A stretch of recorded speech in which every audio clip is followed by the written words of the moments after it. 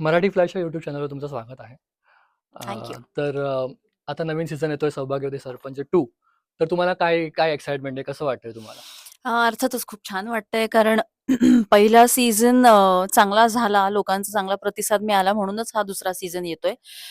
लोकांकडनं खूप छान रिस्पॉन्स आम्हाला मिळाले होते. त्यामुळे दुसरा सीझन येतोय ह्याचा खूप आनंद आहे. ओके. तो मॅम तुमचं पात्राचं नाव काय आहे या सीझन पात्राचं नाव काय आहे आणि त्याची थोडक्यात माहिती द्या?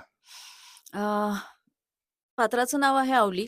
आवली ही सरपंच झालीये कारण तिच्या नवऱ्यानी आरक्षणातून बायकांच्या आरक्षणातल्या सीट्समधून तिला उभं केलेलं असतं आणि त्यात ती निवडून येते. आणि स्वभावतः ती हुशार, प्रामाणिक, गावासाठी काहीतरी खरंच करण्याची इच्छा असणारी, अशी ही आवली आहे. त्यामुळे सरपंच झाल्यानंतर ती मनापासून सिन्सिअरली गावातल्या लोकांसाठी प्रयत्न करत राहते, त्यांचे प्रश्न सोडवत राहते. तिच्या वाट्याला अनेक काय अडथळे येतात, अनेक संकटं येतात, अनेक लोकं तिला मॅनिप्युलेट करतात, अनेक राजकारणातल्या अनेक अशा घटना घडतात, की ज्याच्याने तिचं सरपंच पद जाईल असं तिला काय थ्रेट येतो. पण ते सगळ्यावर मात करून ती तरीही मनापासून गावासाठी लढत राहते आणि गावातले प्रश्न सोडवण्याचा प्रयत्न करते, अशी ही आवली. छान. सो या सीझनमध्ये तुमच्या पात्राचा सर्वात मोठा संघर्ष हं. कोणता होता? अं, संघर्ष तिचे वाढत गेलेत. मला वाटतं पहिला सीझन जर तुम्ही बघितला असेल, तर पहिला तिचा संघर्ष हा होता, की घरच्यांना कन्व्हिन्स करणं. म्हणजे सरपंच म्हणून नवऱ्याने उभं केलं, पण जेव्हा ती खरंच चांगलं काम करायला लागते, तेव्हा नवऱ्याला असं लक्षात येतं, की अरे आपण हिला आपल्या स्वार्थासाठी उभं केलेलं होतं, पण ही आता सगळं हातात घेऊन स्वतः फार उत्तम रीतीने मॅनेज करायला लागली आहे. त्यामुळे पहिला तिचा संघर्ष तर हाच होता. घरातूनच सुरू होत होता, की सासू आणि नवरा यांचे इगोज सांभाळून प्रामाणिकपणे काम करत राहणं. तिथून तिचा संघर्ष सुरू झाला आणि नंतर मला असं वाटतं ते वाढत गेले. एक कुठला तरी मोठा संघर्ष असं नव्हतं. मग त्यानंतर तिच्यापुढे गावातल्यांसाठी हॉस्पिटलमध्ये सोय करणं असेल, हॉस्पिटल्स चांगली बनवणं असेल. त्यानंतर आता या सीझनमध्ये रेतीचा प्रश्न, रेती माफियांचा प्रश्न आम्ही हँडल केलेला आहे. पाण्याची व्यवस्था लावणं असेल, त्यानंतर शिक्षण चांगलं देणं असेल. असे टप्प्याटप्प्याने प्रत्येकच प्रश्न मोठा आणि तो प्रत्येकच प्रश्नाला खूप मोठे चॅलेंजेस असे तिच्यासमोर येत गेले आहेत आणि ते सगळेच मोठे असून ते सगळे ती सोडवण्याचा प्रयत्न करते आहे याच्यामध्ये. ओके. सो आता महिला सक्षमीकरणाचा संदेश देणाऱ्या कथेने तुम्हाला वैयक्तिक पातळीवर काय शिकवलं?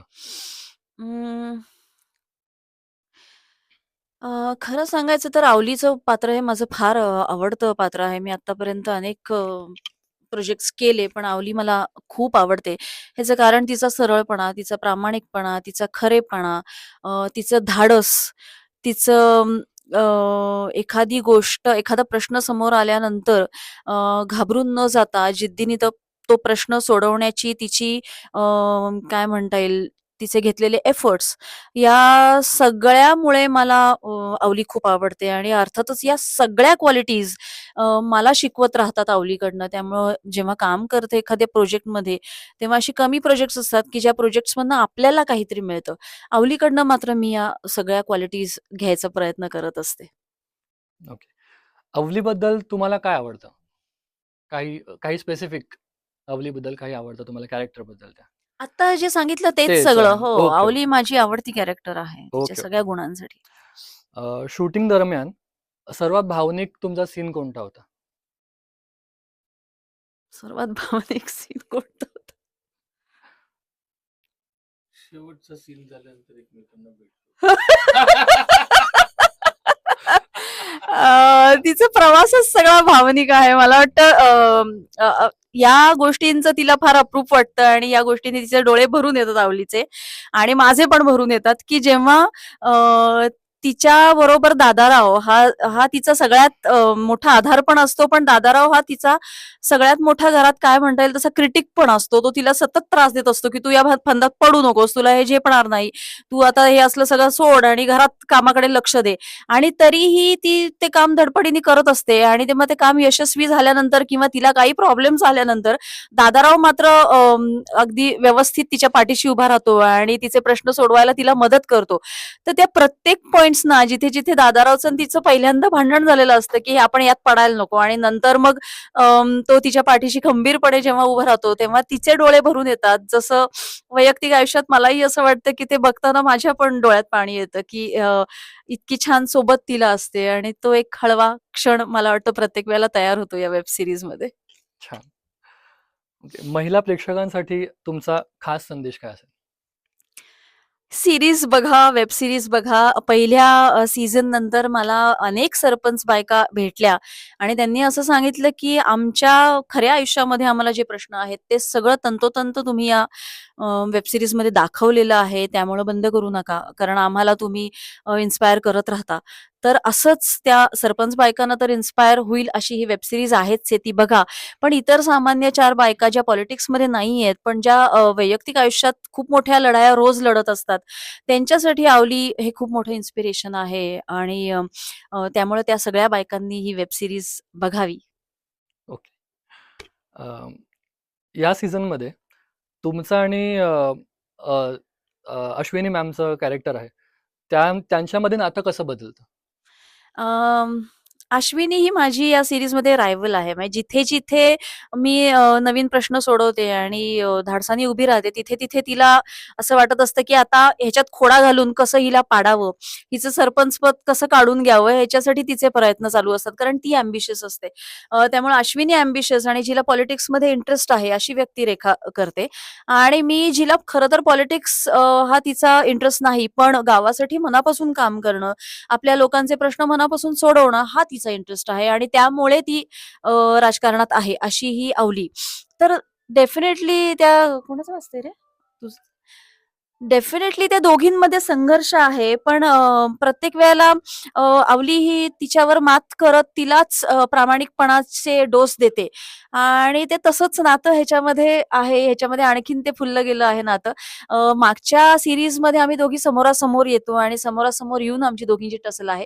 या वेळेला आम्ही समोरासमोर न येऊन सुद्धा आमची दोघींची काय पद्धतीने टसल आहे याची गंमत तुम्हाला या सीरीजमध्ये बघायला मिळेल. ओके. सो मॅम, सेटवरती सगळ्यात जास्त मस्ती कोण करायचं? ते आम्हाला आता समजलं आहे कोण करायचं, पण तुम्ही अर्थातच किशोर. आणि पहिल्या सीझन मध्ये नागेश पण आहे, नागेश भोसले आहेत. तर दोघं एकत्र आले की खूप त्रास देतात आम्हाला. पण आमच्या सेटवरचं सगळ्यात वांड पोर म्हणजे किशोर कदम. काहीतरी काय. आणि मिलिंद सर? मिलिंद सर, तो पण he is funny, he is a loving person. पण किशोरची आणि माझी मैत्री खूप जास्त चांगली आहे. त्यामुळे किशोर आणि मी जास्त दंगा करतो सेटवरती. गावाकडच्या वातावरणात शूटिंग केलं तुम्ही. हं. तो तिथे काय अनुभव होता तुमचा? कसा शूट केलं? काय-काय अनुभव होते गावाकडच्या वातावरणात? माझ्यासाठी खरं तर हे पहिल्यांदा नाहीये गावाकडे शूट करणं. मी स्वतः जरी पुण्यात वाढलेली असले तरी खूप-खूप लहानपणापासून गावाकडे शूटिंग्स करते आहे. खूप लहानपणापासून खेडेगावं बघितलेली आहेत. माझी आजी ही स्वतः खेडेगावातली होती. त्यामुळे तिचं एक काहीतरी तिला आकर्षण असायचं खेडेगावाबद्दल, आणि त्यामुळे लहानपणापासून ती आम्हाला मुद्दाम तिच्या गावी न्यायची. बैलगाडीत बसा, तिथे त्याच्यात कसं वाटतं, मग नदीवर खेळायला न्या, मग तिच्या गावातल्या लोकांशी ओळख करून देणं असेल. त्यामुळे हे खूप लहानपणापासून मी खेडी बघत आली, आणि मला स्वतःला खेडी खूप आवडतात. कारण तिथलं निसर्ग, तिथलं एक आपुलकी, तिथलं माणसांचं प्रेम, तिथला साधेपणा, तिथलं साधं जगणं, हे सगळं मला स्वतःला खूप आवडतं. त्यामुळे पहिल्यांदाच खेडं बघितलं असं नाही. पण अर्थातच भोर हे पुण्यापासून जवळ आहे. भोरमध्ये आम्ही शूटिंग केलं याचं सगळं. आणि भोरमध्ये एक आता फिल्मवाल्यांसाठी काय म्हणता येईल, फ्रेंडली असं कल्चर तयार झालंय. मग तिथल्या लोकांना शूटिंग्सची सवय झालेली आहे. तिथले लोकं खूप प्रेमाने मदत करतात. तिथल्या लोकांशी आता ओळख आणि मैत्री झालेली आहे.